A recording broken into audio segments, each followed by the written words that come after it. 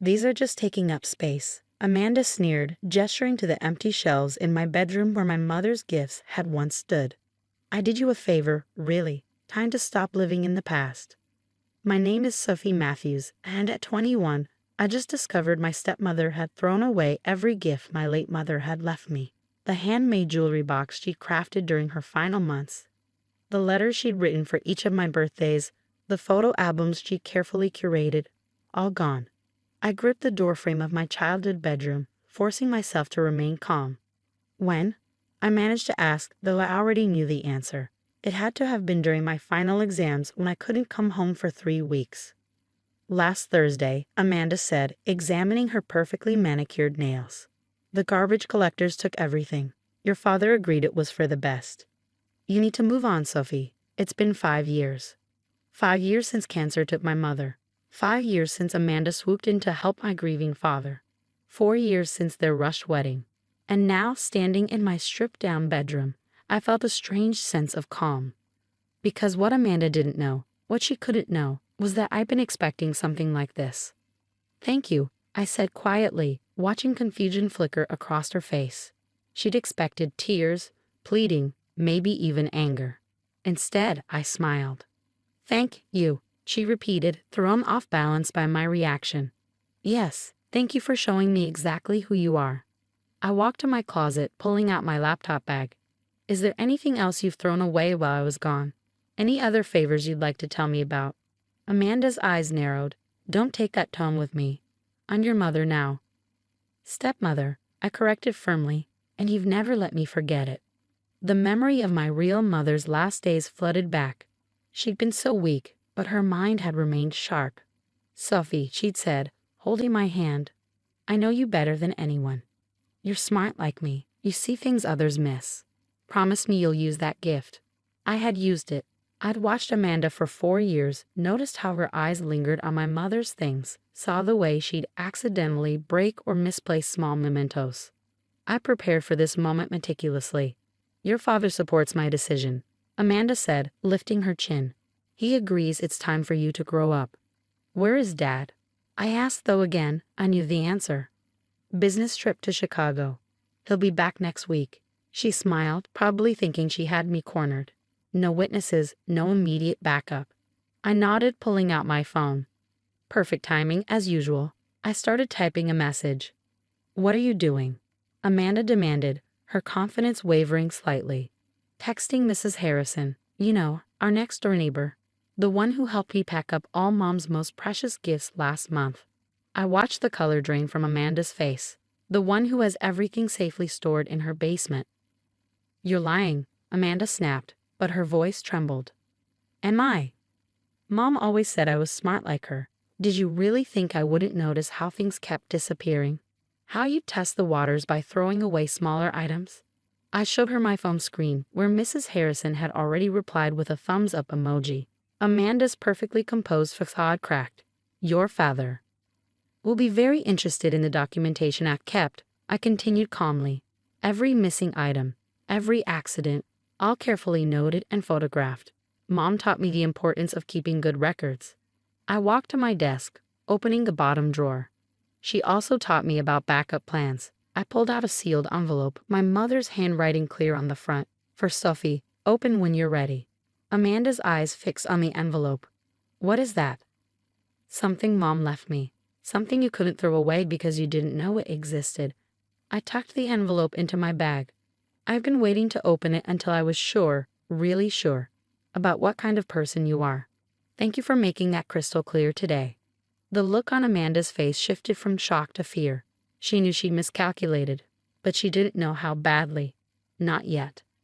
Sophie, she started, her voice taking on the sickly sweet tone she used when trying to manipulate situations. I was only thinking of your well-being. Those old things were holding you back. Save it? I cut her off. I'm leaving now. I'll be staying with Mrs. Harrison until Dad returns. And when he does, I smiled again, watching her squirm. Well, we'll have quite a story to tell him, won't we?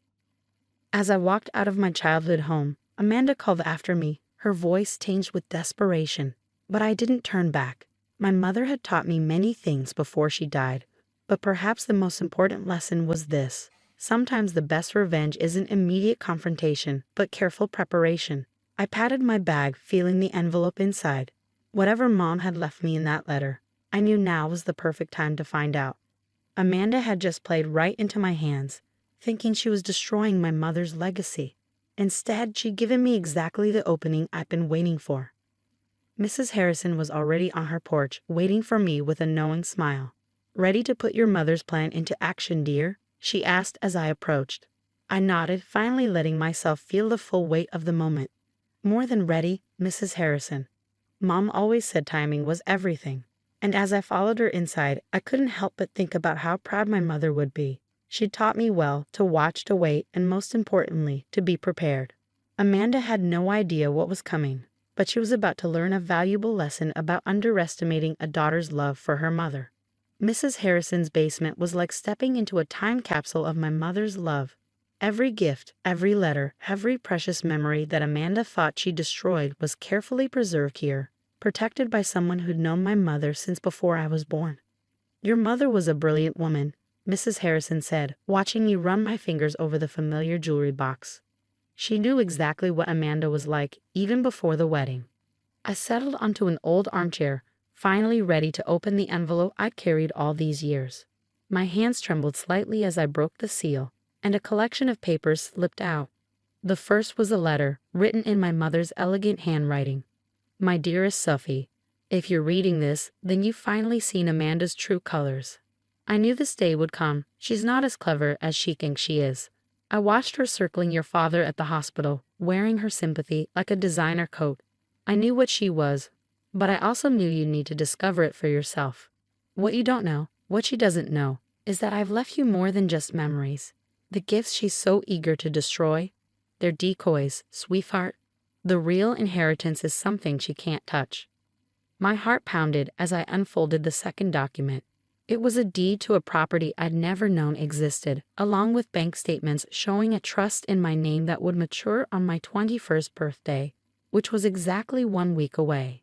"Your grandmother's lake house," Mrs. Harrison explained, smiling at my shocked expression. "Your mother transferred it to a trust before she died.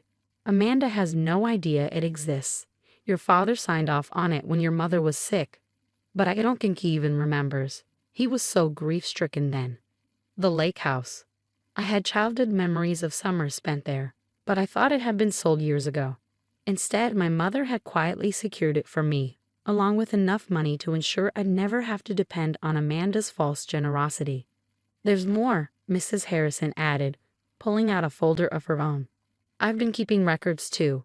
Every nasty comment Amanda's made, every time she's tried to erase your mother's memory, and more importantly, every questionable expense she's charged to your father's accounts." I leafed through the documentation, my eyes widening. Designer clothes, secret spa weekends, transfers to an account I didn't recognize, all hidden under business expense labels that my father, in his distraction, had never questioned. "Mom knew," I whispered, reading further into her letter. "She knew Amanda would try to take everything. Your mother was protecting you the only way she could," Mrs. Harrison said softly, "by giving you the tools to protect yourself when the time came." My phone buzzed. Another frantic text from Amanda. "Your father's flying home early. Please come back so we can talk about this like adults." I showed the message to Mrs. Harrison, who chuckled. "She's panicking." Good, let her sweat it out. I spent the next few hours going through everything my mother had left me. The trust wasn't just money. It was carefully structured to provide for my education, housing, and even seed money for a business if I wanted it. She thought of everything. "What are you going to do?" Mrs. Harrison asked as evening approached. I held up my mother's letter, which ended with words that made my heart swell. "Remember, Sophie, the best revenge isn't about destruction. It's about rising above, about building something beautiful from what others try to destroy. Show them what you're made of, my clever girl. Show them what a daughter's love can do." "I'm going to do exactly what Mom suggested," I replied, pulling out my phone to send Amanda one final message. "Don't bother having Dad come home early. When he arrives, we'll all sit down together. I have quite a few documents to share, including Mom's letter, your shopping sprees, and the trust fund details. Hope you're ready for an interesting conversation." Amanda's response was immediate. Please, we can work something out. I'll replace all the gifts. But I didn't reply. Instead, I turned to Mrs. Harrison. Would you like to help me plan a housewarming party? I think the lake house could use some new memories. She grinned, already reaching for her address book. Your mother would be so proud of you right now. Looking around at the preserved gifts, the documented evidence, and the future my mother had carefully planned for me, I felt a deep sense of peace. Amanda thought she destroyed my mother's legacy today. Instead, she triggered the unveiling of my mother's greatest gift, the gift of freedom from her influence. The next few days would be interesting, to say the least. But for now, sitting in Mrs. Harrison's basement surrounded by proof of my mother's love and foresight, I could almost hear her laughing. She outplayed Amanda from beyond the grave, and the game was only just beginning. The day my father returned home, I was ready. Mrs. Harrison accompanied me as moral support, carrying a folder of evidence that would change everything. As we approached the house, I could see Amanda pacing in the living room window, her perfectly maintained facade finally showing cracks. My father opened the door before we could knock, looking tired and confused. Sophie? Mrs. Harrison. What's going on? Amanda's been calling me nonstop about some misunderstanding. Oh, there's no misunderstanding, I said calmly, walking past him into the house. Let's all sit down. There's quite a lot to discuss. Amanda stood in the corner of the living room, her arms crossed defensively. John, I can explain everything. Sophie's just being dramatic. Dramatic? Mrs. Harrison interrupted, setting her folder on the coffee table. Is that what you call destroying a dead woman's gifts to her daughter? My father's face paled. What gifts? What's going on? I took out my mother's letter first. Dad, you should read this.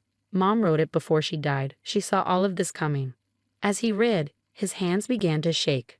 Amanda tried to peer over his shoulder, but he moved away from her, sinking into his armchair. When he looked up, his eyes were filled with tears.